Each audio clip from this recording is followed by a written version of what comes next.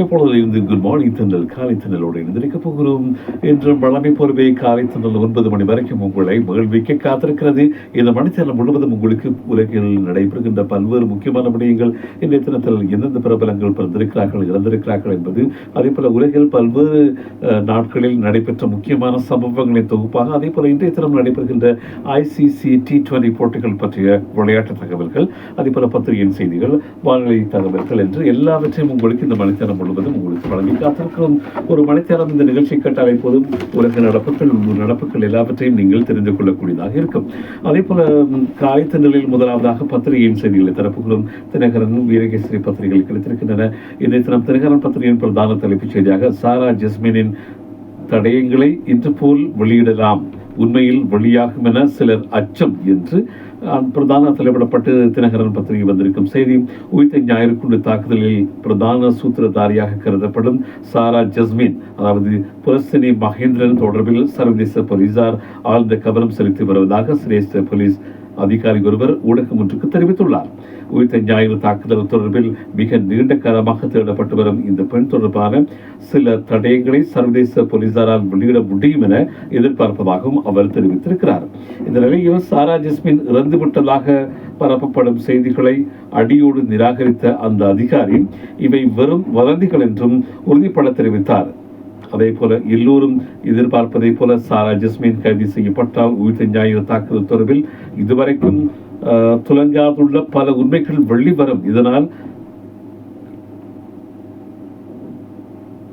இக்கைது இடம்பெறக்கூடியதாக இருக்கும் என்றும் சிலர் விரும்புகின்றனர் என்றும், இந்த அச்சத்தின் அடிப்படையிலேயே சாரா ஜஸ்மின் இறந்துவிட்டதாக சிலரால் வதந்திகள் பரப்பப்படுகின்றன என்றும் என்று பிரதான தலைப்பிடப்பட்டு தினகரன் பத்திரிகை தந்திருக்கும் செய்தி. அதே போல வீரகேசரி பத்திரிகையின் பிரதான தலைப்புச் செய்தியாக மக்கள் கிளர்ச்சியை தடுக்கவே புதிய பயங்கரவாத சட்ட வரைவு என்கிற செய்தி பிரதான தலைப்புச் செய்தியாக அரசாங்கத்தின் நடவடிக்கை தொடர்பில் கடும் அதிருப்தி அடைந்ததாக கூறுகிறார் சுமந்திரன் என்கிற செய்தி பிரதான தலைப்பிடப்பட்டு வீரகேசரி தாங்கி வந்திருக்கும் செய்திகள். அதே போல தினகரன் பத்திரிகையில் முன்பக்கத்தில் வெளிவந்திருக்கும் முக்கியமான செய்திகள், புத்த பெருமானின் தாதுக்களை தரிசிக்க அதிக அளவிலான ஒரு வருகை கட்டுப்படப்பட்ட செய்தியாக புகைப்படத்தோடு வந்திருக்கிறது. கொழும்பு கங்காராமையில் வைக்கப்பட்டுள்ள இந்தியாவில் தேவ்ரி மோரி பகுதி தொல்பொருள் அகழ்வாராய்ச்சியின் பொழுது கண்டுபிடிக்கப்பட்ட புத்த பெருமானின் புனித தாதுக்களை பொதுமக்கள் தற்பொழுது தரிசித்து வருகின்றனர். இந்த புனித தாதுக்களை தரிசிப்பதற்காக நேற்றும் 8ஆம் தேதி பெரும் எண்ணிக்கையிலான மக்கள் வந்திருந்தார்கள். இந்திய பிரதமர் நரேந்திர மோடியின் தலையீட்டின் கீழ் இந்திய அரசாங்கத்தின் முழு ஒத்துழைப்புடன் இலங்கையர்கள் தரிசிப்பதற்காக கடந்த வியாழக்கிழமை புத்த பெருமானின் புனித தாதுக்களை இலங்கைக்கு கொண்டு வரப்பட்டன. எதிர்வரும் 11ஆம் தேதி வரை காலை வரை இந்த புனித தாதுக்களை தரிசிக்க முடியும் என்றும் அந்த செய்தி சொல்கின்றது. அதே போல புதிய உலகிற்கு பொருத்தமான பொருளாதாரம் உருவாக்கப்படும், பேசுவதற்கு எதுவுமே இல்லாதோர் இனவாதத்தை தூக்கி பிடிக்க முயற்சி, ஜனாதிபதி தெரிவிப்பு என்கிற செய்தியும், நாட்டின் புதிய அரசியல் மேடைகளில் மீண்டும் ஒருபோதும் மோசடி மற்றும் ஊழல் பற்றிய முழக்கம் இருக்காது எனவும், கடந்த காலத்தில் நிலவிய இத்தகைய யுகத்தை மாற்றியுள்ளதால் பேசுவதற்கு எதுவும் இல்லாத எதிர்கட்சியினர் இனவாதத்தை தூக்கி பிடிக்க முயல்வதாகவும் ஜனாதிபதி அனுர்குமார திசாநாயக்க தெரிவித்தார். நியங்கொட பாடசாலை விளையாட்டு மைதானத்தில் வெள்ளிக்கிழமை நடைபெற்ற நிகழ்வில் உரையாற்றும் பொழுதே ஜனாதிபதி இதனை தெரிவித்தார். அதே போல ஜனாதிபதி நிதியத்துக்கு விண்ணப்பிப்போர் அதிகரிப்புங்கிற செய்தியும், ஜனாதிபதி நிதியத்தின் சேவைகள் பிரதேச செயலங்கள் ரீதியாக பரவலாக்கப்பட்டு டிஜிட்டல் மயமாக்கப்பட்டதால் மருத்துவ உதவிகளுக்கு விண்ணப்பிப்போர் தொகையில் அதிகரிப்பு ஏற்பட்டிருக்கிறது. ஜனாதிபதி ஊடக பிரிவு வெளியிட்டுள்ள அறிக்கையில் இந்த விடயம் சுட்டிக்காட்டப்பட்டுள்ளது.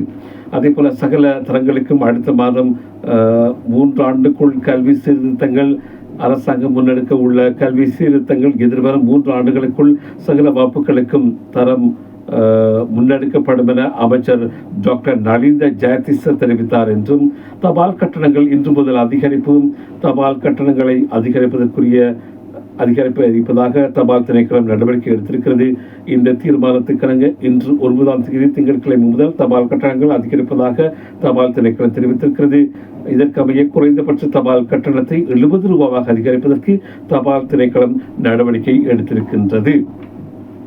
அதே போல இன்னும் முக்கியமான செய்திகள், கட்டப்படப்பட்ட செய்தியாக புனித ரமதானை முன்னிட்டு ஈச்சம்பழம் அன்பளிப்பு. எதிர்வரும் புனித ரமதானை முன்னிட்டு குவைத்தில் பரோபகாரியான முகமது அல்லூஸ் 25 மெட்ரிக் டன் ஈச்சப்பழங்களை நன்கொடையாக வழங்கியிருக்கிறார். அந்த புகைப்படம் வெளிவந்திருக்கிறது.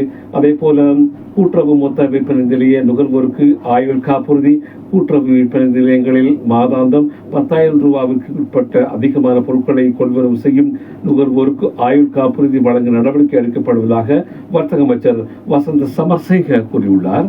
அதே போல களுகங்கையின் அருகில் குரங்குகள் சரணாலயம் 283.87 மில்லியன் திட்டம். நாட்டில் முதலாவது குரங்குகள் சரணாலயம் மாத்தளை மாவட்டத்தில் நிர்மாணிக்கப்பட உள்ளது.